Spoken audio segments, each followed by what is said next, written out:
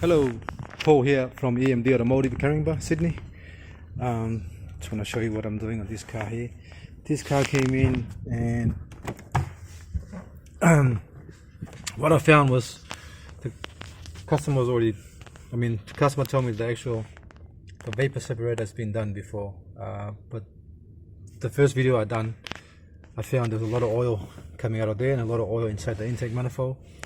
So for me to do the job properly, I have to replace that first, make sure that's good before I do anything else. Because the problem is the fault of this car is when you rev the actual engine, the rev crown that cuts out and then cuts back in and cuts out again, and the engine start running rough, but there's no fault codes. So I had to start from scratch. I had to check the ignition coils, they're all good. I've done a smoke test for the intake manifold. It's fine, there's no smoke coming out of the bottom or on the side or on the top. So there's no air leak, there's no electrical faults with the actual coils or throttle body or any DME code logged at the actual engine computer. Nothing at all.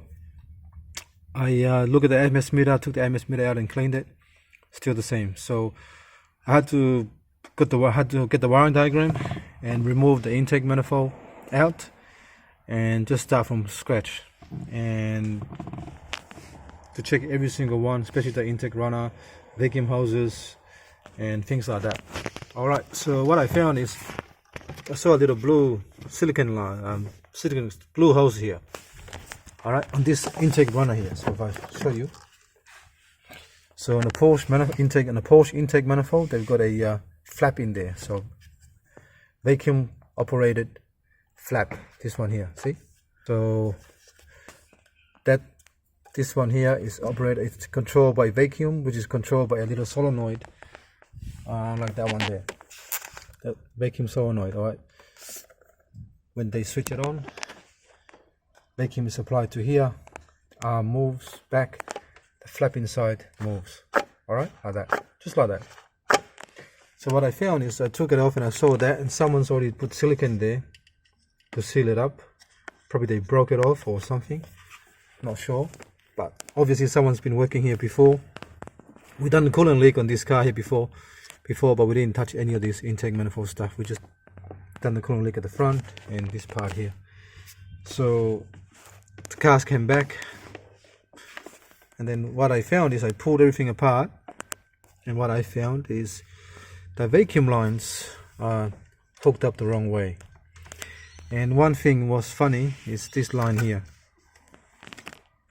Somebody's hooked up the actual this vacuum solenoid line to the actual fuel petrol ventilation line solenoid. So that was the actual biggest giveaway, because when I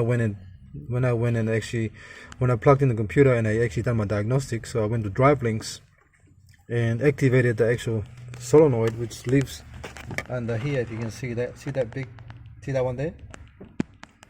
It's got the plug in there going in.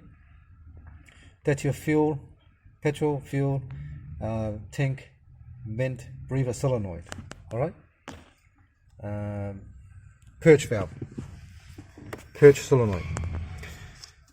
Alright, so that was the other way around. So that plug was plugged. That was a right plug there. So that was plugged into that. So I had to look up the wiring diagram. Time consuming, but you gotta do it properly. This is the wiring diagram. Intake flap, intake pipe changeover valve, and the tank vent solenoid. So what I found is that plug there was plugged into that one there, and that one there was plugged into that one there. So for me to see that, the only way you can tell is you actually have to get the wiring diagram out, and the wiring diagram to actually see all this properly. You can't guess. You have to actually. I had to get the vacuum line out, vacuum diagram out. That's for this way Porsche 987, and it's telling me that this side here.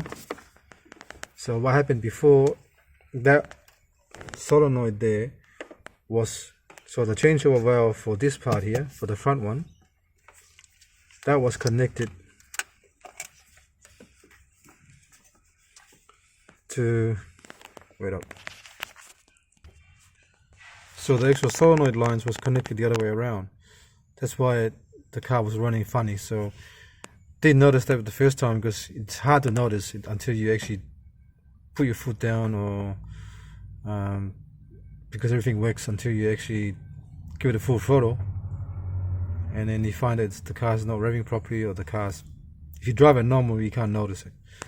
All right, but yeah, I feel now what I'm going to do now, I'm going to put everything back together properly according to the wiring diagram, and the actual vacuum lines diagram.